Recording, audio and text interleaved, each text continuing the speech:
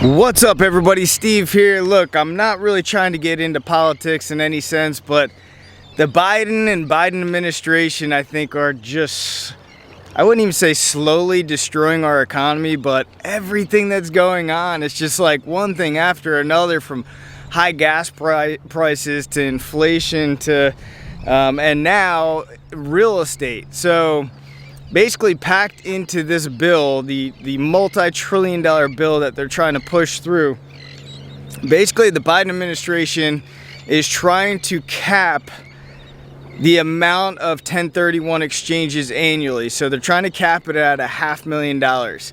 Now, this is going to be devastating for the real estate world, and I did another video breaking down exactly what 1031 exchanges are with an actual expert in the field and the whole process and what it's all about. But essentially, if it's an investment property and you sell it after holding it for a certain period of time, if there's a realized gain there, you can take that gain and defer taxes into another property.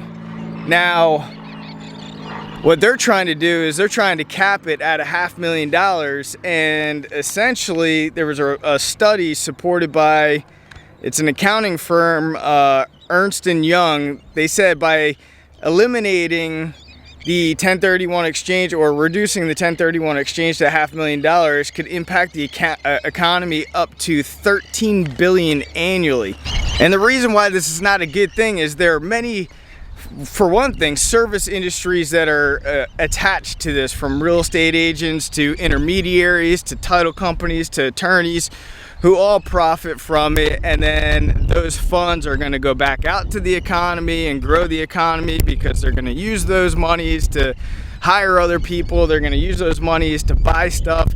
This is just going to really hurt real estate in general, because these investors, they're not going to look at capital gains taxes of 30% and say, yeah, I want to pay the federal government this amount. What they're going to do is they're just going to hold on to these properties instead of selling them, which is going to in turn slow down further growth. It's going to slow down more real estate transactions.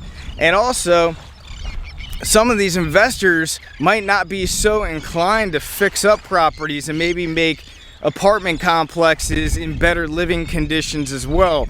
You know, they might just sit on these properties and then take any kind of profits to buy the next property without selling that one, and they might not improve these properties as much.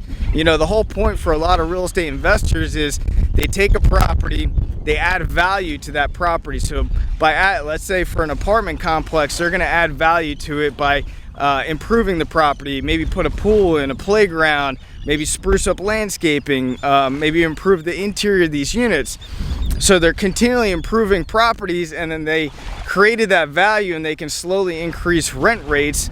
And then once it's at a certain cap rate, they're going to go ahead and sell the property and do 1031 exchange into another property. And you know, I can foresee that if this bill passes, then unfortunately we're going to see this have a real devastating effect on the real estate economy, but the economy as a whole.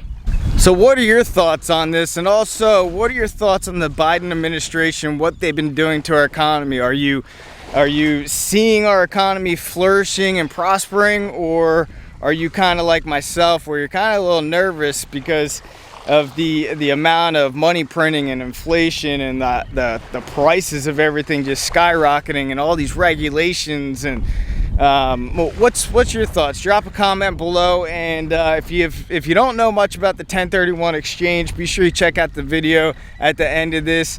We have an expert that talks full detail of the entire process, so be sure to check that out next. Thanks a lot for being here, and I appreciate every subscriber on this channel. See ya.